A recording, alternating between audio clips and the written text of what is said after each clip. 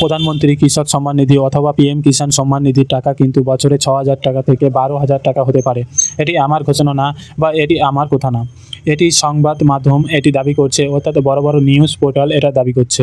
তো এই সংক্রান্ত আপডেটে কী বলা হয়েছে বিস্তারিত জানার জন্য ভিডিওটি প্রথম থেকে শেষ পর্যন্ত কন্টিনিউ করুন। এবং এই ঘোষণাটি 1 ফেব্রুয়ারি থেকে হতে পারে। 1 ফেব্রুয়ারি, যেহেতু 2024-25 সালে বাজেট পেশ হতে চলেছে, সেই বাজেটে কিন্তু এটি ঘোষণা হতে পারে।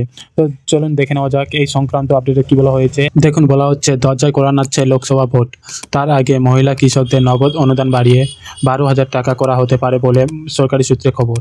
প্রধানমন্ত্রী কিষাণ সম্মান নিধি প্রকল্পে এখন মোদী সরকার দেশের সব চাষিকেই বছরে 6,000 টাকা দেয়। সংবাদ সংস্থা রয়টার্সের দাবি, জমির মালিকানা থাকা মহিলা চাষিদের ক্ষেত্রে তা দ্বিগুণ করার কথা বিবেচনা করা হচ্ছে বলে খবর দিয়েছে প্রশাসনিক মহলে একাধিক সূত্র। মূলত বুঝতেই পারছেন, এখানে বলা হচ্ছে শুধুমাত্র কিন্তু মহিলা চাষিদের এই ঘোষণাটা হতে পারে।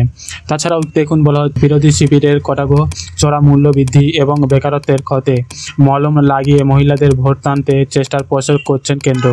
হাতে নগদ বৃদ্ধির ভাবনা চিন্তা ও ব্যালট বক্সেও দিকে তাকিয়ে, কারণ রান্নার গ্যাসের দাম কমানো হয়েছে, যদিও মাত্র 200 টাকা কমায় দেশবাসী, লাভ হয়েছে সামান্য।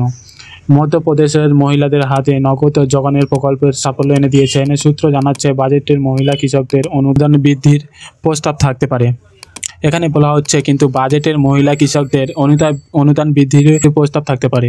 যে বাজেটটি পেশ করা হবে 1 ফেব্রুয়ারি, অর্থাৎ আর শুধুমাত্র কয়েকদিন পরে কিন্তু এই বাজেটটি ঘোষণা হতে চলেছে। 2019-এর গত লোকসভা নির্বাচনের আগে চাষিদের আর্থিক সাহায্যে কৃষক সম্মান নিধি এনেছিল মোদী সরকার। তাতে বছরে 3টি কিস্তিতে মোট 6,000 টাকা করে দেওয়া হয়। তবে যাদের নিজস্ব জমি রয়েছে তারাই শুধু ওই অনুদান পান। অর্থনৈতিক অধিকার রাও চৌধুরীর দাবি, মহিলাদের ক্ষমতায়ন লক্ষ্য হলে কেন্দ্রীয় বিভিন্ন কাজে তাদের মজুরি পুরুষদের সমান করার ব্যবস্থা করুক, কারণ এখন বহু ক্ষেত্রে এই বৈষম্য তীব্র। একই কাজে মজুরি ফারাক চোখে পড়ার মতো। মহিলাদের আরও বেশি করে নিয়োগের বন্দোবস্ত করা যেতে পারে, তাতে দীর্ঘকালীন ভিত্তিতে সমস্ত মহিলা কর্মী উপকৃত হবে। দক্ষিণ 24 পরগনা ধান ও আনাজ চাষি এবং অল ইন্ডিয়া কিষাণ খেত মজদুর সংগঠনের রাজ্য সম্পাদক মণ্ডলী সদস্য রেণুপথ হালদারের মতে, মোদী সরকার কৃষকদের আয় দ্বিগুণ করার প্রতিশ্রুতি দিয়েছিল, কথা রাখেনি। এখন মহিলা কৃষকদের অনুদান বাড়াতে চাইছে। এটা লোক দেখানো চটক ছাড়াই কিছু নয়, কারণ এতে প্রকৃত আয় বাড়বে না। তার উপর জমির মালিকানা থাকা মহিলা কৃষকদের সংখ্যা এদেশে খুবই কম।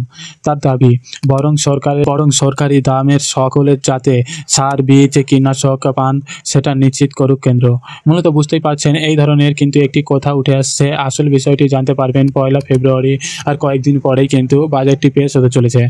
যদি এ বিষয়ে নতুন কোনো আপডেট আসে অবশ্যই আপনাদের ভিডিওর মাধ্যমে জানিয়ে দেওয়ার চেষ্টা করব। এখনও পর্যন্ত এটি কিন্তু আলোচনার বিষয় রয়েছে, অথবা সংবাদ মাধ্যমগুলি কিন্তু দাবি করছে এখনও পর্যন্ত এটি কিন্তু লাগু করা হয়নি, অথবা এটি কিন্তু সরকারি তরফ থেকে ঘোষণা করা হয়নি। যদি সরকারি তরফ থেকে ঘোষণা করা হয় অবশ্যই কিন্তু আপনাদেরকে ভিডিওর মাধ্যমে জানিয়ে দেওয়ার চেষ্টা করব, এবং আসল বিষয়টি আপনারা জানতে পারবেন 1 ফেব্রুয়ারির পরে। তো এটাই আপডেট দেওয়া ছিল।